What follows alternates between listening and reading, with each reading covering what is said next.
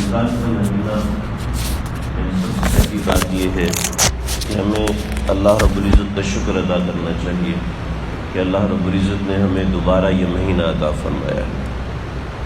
کتنے ہمارے ساتھی ایسے ہیں جو موجود نہیں ہیں، پچھلے برسوں میں ہمارے ساتھ ہوتے تھے۔ یہ صبر کا مہینہ ہے، ذکر کا مہینہ ہے، دعا کا مہینہ ہے، غموں کو بانٹنے کا مہینہ ہے، دوسروں کو تسلی دینے کا مہینہ ہے، دوسروں سے غم گساری کا مہینہ ہے، صدقے کا مہینہ ہے، خیرات دینے کا مہینہ ہے، خوشیاں بانٹنے کا مہینہ ہے۔ اس کے اندر اعمال کو اللہ 70 گنا بڑھا دیتے ہیں، فرض کو اللہ رب العزت 70 گنا بڑھا کے لکھتے ہیں، نفل کو اللہ رب العزت فرض کے برابر لکھ دیتے ہیں۔ اسی طریقے سے اس مہینے کے اندر اللہ رب العزت مسلمانوں کو ڈھال نصیب فرماتے ہیں کہ جس کی برکت سے انسان جہنم سے بچ سکتا ہے، اور اللہ رب العزت ایسی سواری نصیب فرماتے ہیں کہ جس کی وجہ سے بندہ جنت تک پرواز کر سکتا ہے۔ تو یہ ایسا مہینہ ہے کہ جس مہینے کے اندر اللہ کا قرب خاص ہر عام و خاص بندے کو نصیب ہوتا ہے اگر وہ کرنا چاہے تو اس مہینے کی قدر کرنی ہے۔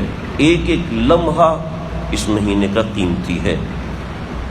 ان لمحات کو باتوں میں، سوشل میڈیا میں، موبائل میں، انٹرنیٹ میں ہرگز ضائع نہ کریں۔ اپنے اعمال کی ایک ترتیب بنائیں اور چیزوں کو سمجھیں کہ میں نے کرنا کیا ہے، اور چیزوں کو سمجھیں کہ میں نے بچنا کن چیزوں سے ہے۔ عام طور پہ ہمارے بہت سے لوگ بہت سارا وقت انٹرنیٹ پہ ضائع کر دیتے ہیں کیونکہ پہلے سے پلاننگ نہیں کی ہوتی، ایک منصوبہ بندی نہیں کی ہوتی، جس کی وجہ سے پریشانی ہوتی ہے۔ دوسرا، نہیں پتہ ہوتا کہ اس مہینے میں کرنا کیا کچھ ہے۔ مثلا اس مہینے کے اندر خاص طور پہ دعائیں قبول ہوتی ہیں۔ آپ صلی اللہ علیہ وسلم نے 4 اعمال بتائے کہ اس مہینے میں 4 اعمال کثرت سے کیا کرو۔ پہلا ہے لا الہ الا اللہ۔ لا الہ الا اللہ کی اتنی فضیلتیں ہیں کہ جتنی بیان کی جائے کم ہیں، لیکن میں ایک بات بتاتا ہوں۔ حضرت موسیٰ علیہ السلام نے پوچھا کہ اللہ جی، آپ کا سب سے خاص کلمہ جو آپ خاص بندوں کو دیتے ہیں وہ کیا ہے؟ تو اللہ نے فرمایا موسیٰ لا الہ الا اللہ۔ حضرت موسیٰ نے کہا اللہ یہ تو آپ سب کو دیتے ہیں۔ فرمایا نہیں، اس کی توفیق میں خاص بندوں کو دیتا ہوں، جو اس کو کثرت سے پڑھے گا میرے قریب ہوگا۔ تو لا الہ الا اللہ کی اس مہینے میں کثرت کرنی ہے۔ بھی کتنی کرنی ہے؟ ہمیں چونکہ پتہ نہیں ہوتا کتنی کرنی ہے تو ہم متعین کر نہیں پاتے، تو پھر کر بھی نہیں پاتے۔ متعین کریں، روزانہ 2 تسبیح پڑھنی ہے، 3 تسبیح پڑھنی ہے، فجر کے بعد پڑھنی ہے، فجر کے بعد سونا ہوتا ہے، ظہر کے بعد پڑھنی ہے، ظہر کے بعد دفتر میں ہوتا ہوں، عصر کے بعد پڑھنی ہے 1 تسبیح، عشاء کے بعد پڑھنی ہے 1 تسبیح۔ اس طرح ایک نظم بنا سکتا ہے آدمی۔ ایسے ہی دوسرا عمل فرمایا، اس مہینے میں استغفار کی کثرت کرو۔ استغفار کے بہت فضائل ہیں، کتابوں کی کتابیں لکھی ہیں۔ کوئی بھی کلمہ متعین کر لیں، استغفر اللہ ربی من کل ذنب اذنبتہ واتوب الیہ، یہ تھوڑا لمبا جملہ ہے۔ اللہم اغفر لی، بہت آسان ہے۔ اللہم اغفر لی وارحمنی، تھوڑا سا لمبا ہے لیکن زیادہ فائدے والا ہے۔ اگر یہ بھی نہیں آتا تو استغفر اللہ۔ ان جملوں کی کثرت کرنی ہے۔ جی روزانہ کتنی بار کروں؟ اس مہینے میں 70,000 کرنا ہے۔ 70,000 کبھی ہو نہیں پاتا۔ روزانہ 2 تسبیح رکھ لیں، 3 تسبیح رکھ لیں کہ میں نے فلاں وقت میں بیٹھ کے استغفار کی کثرت کرنی ہے، انشاءاللہ شمار ہو جائے گا۔ بہت فضائل ہیں، لیکن اس مہینے میں تو ہر چیز کو پر لگے ہوئے ہیں۔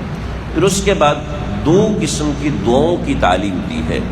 پہلی دعا، اللہ رب العزت سے جنت مانگو، یعنی اللہ رب العزت سے ہم ساری نعمتیں مانگیں، وہ سب نعمتیں اللہ رب العزت سے جنت کی شکل میں بھی مانگیں کہ اللہ جی مجھے جنت عطا فرمائیں۔ اور چوتھی چیز کہ اس مہینے میں جہنم سے پناہ مانگیں۔ تو یہ 4 اعمال ہمارے آقا صلی اللہ علیہ وسلم نے فرمائے ہیں۔ کوشش کریں کہ ان 4 چیزوں کو اپنے اعمال میں ڈھال لیں۔ پہلی چیز لا الہ الا اللہ، دوسری چیز استغفار، تیسری چیز اللہ سے جنت مانگنی ہے، اور چوتھی چیز اللہ رب العزت سے جہنم سے پناہ مانگنی۔ یہ 4 چیزیں۔ ایک مسئلہ سن لیجیے۔ مسئلہ یہ ہے کہ ہمارے ہاں عام طور پر یہ غلطی ہوتی ہے کہ اذان ہوتے ہی ہم لوگ پانی پیتے ہیں اور جب تک اذان ختم نہیں ہوتی اس وقت تک پیتے رہتے ہیں، کچھ کھاتے رہتے ہیں. بھئی جلدی سے پانی لو، اذان شروع ہو گئی ہے. اذان شروع ہوتی ہے فجر کا وقت شروع ہونے کے بعد اور سحری کا وقت ختم ہونے کے بعد. لہٰذا جب سحری کا وقت ختم ہو گیا اس کے بعد اگر ایک قطرہ پانی پی لیا، ایک کھجور کھا لی، روزہ نہیں ہوگا. بڑے ٹی وی پہ اذان چل رہی ہے اور اس کے ساتھ ساتھ جو لوگ کھا رہے ہیں پی رہے ہیں، یہ صحیح طریقہ نہیں ہے. جیسے سحری کا وقت 4:53 تھا، تو 4:53 سے پہلے یعنی 52 منٹ تک جو کھا لیا پی لیا، اس کا بہتر طریقہ ہے 5 منٹ پہلے کچھ نہیں کھانا. سب کو منع کر دیجیے، 53 ہے ہمارے لیے 4:50 ہے، بس 4:50 کے بعد کچھ نہیں کھانا. ورنہ بہت پریشانی ہوتی ہے. بھائی 1 منٹ پہلے کھایا تھا، جب کھایا دیکھا تو 52 ہو رہے تھے یا 53 ہو رہے تھے، ایسے بہت سے لوگ مسائل پوچھ رہے ہوتے ہیں. لہٰذا اس کا خیال رکھیں. یہ بڑا اہم مسئلہ ہے جس میں ہمارے معاشرے میں بہت غفلت ہوتی ہے. اللہ تعالیٰ مجھے آپ ہم سب کو سمجھنے کی